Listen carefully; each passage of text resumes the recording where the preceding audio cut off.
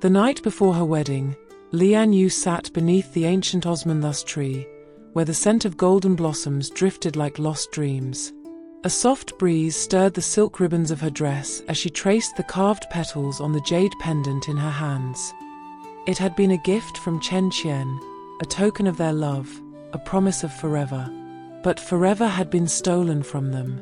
"Yua," Chen Qian whispered, stepping into the moonlight.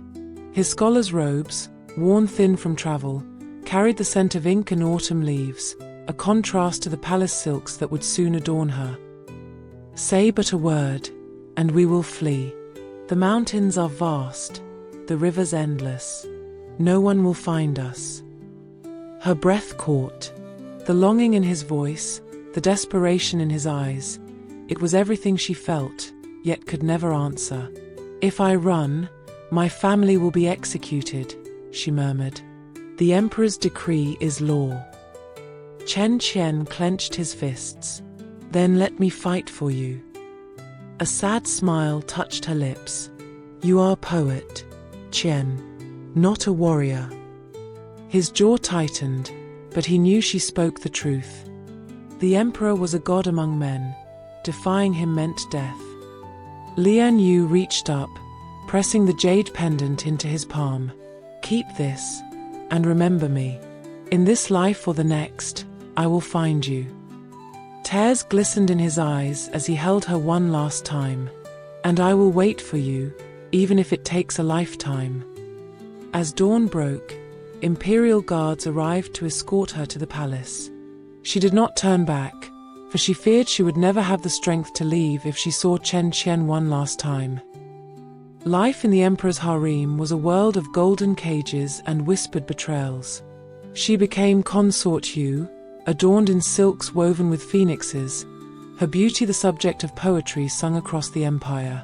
But in the depths of her heart, she remained Lian Yu, the girl who once danced beneath the autumn leaves with the man she loved. The emperor was a man of war, feared and revered. He admired her intelligence, doted on her in his own distant way, but he could never touch the part of her soul that belonged to another. Yet the palace had ears, and rumors of a lost love reached even the highest halls.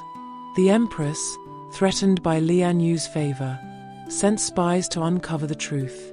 When Chen Qian's name was whispered in the candlelit chambers of the Forbidden Pavilion, Lian Yu knew she had doomed him.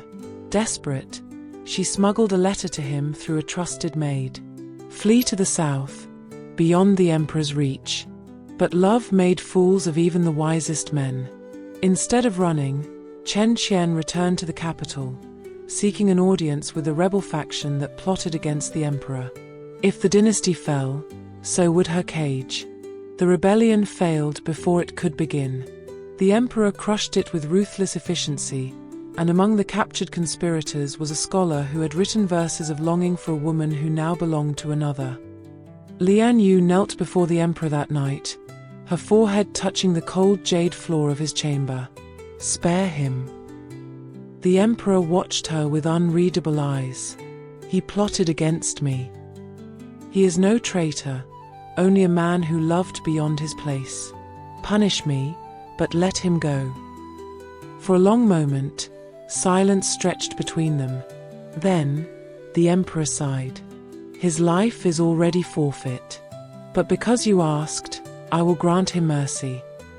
She lifted her head, hope flickering in her chest. "Mercy? He will not suffer," the emperor said simply.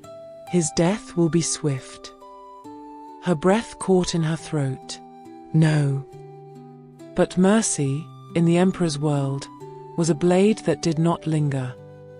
Lian Yu was not permitted to attend the execution.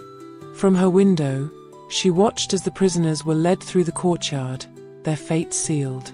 Even from a distance, she recognized the proud tilt of Chen Qian's head, the grace with which he carried himself, as if he were walking toward another life rather than his end. The wind carried his last words to her. "Yua, I will find you in the next life." Lian Yu pressed a trembling hand to her lips, swallowing her sobs. The jade pendant he had once given her lay heavy against her chest, warmed by her heartbeat yet colder than the grave. That night, she burned every poem he had ever written for her, sending his words to the heavens, hoping that somewhere, beyond the reach of kings and fate, they would meet again. And the next morning, when the emperor came to visit her chambers, he found her sitting beneath the Osmanthus tree, her hands folded in her lap, her eyes gazing into a distance only she could see. She had become his most beloved consort. Yet she was already lost to him. And so, the caged orchid remained in bloom, forever fragrant, forever yearning, forever waiting for the spring that would never come.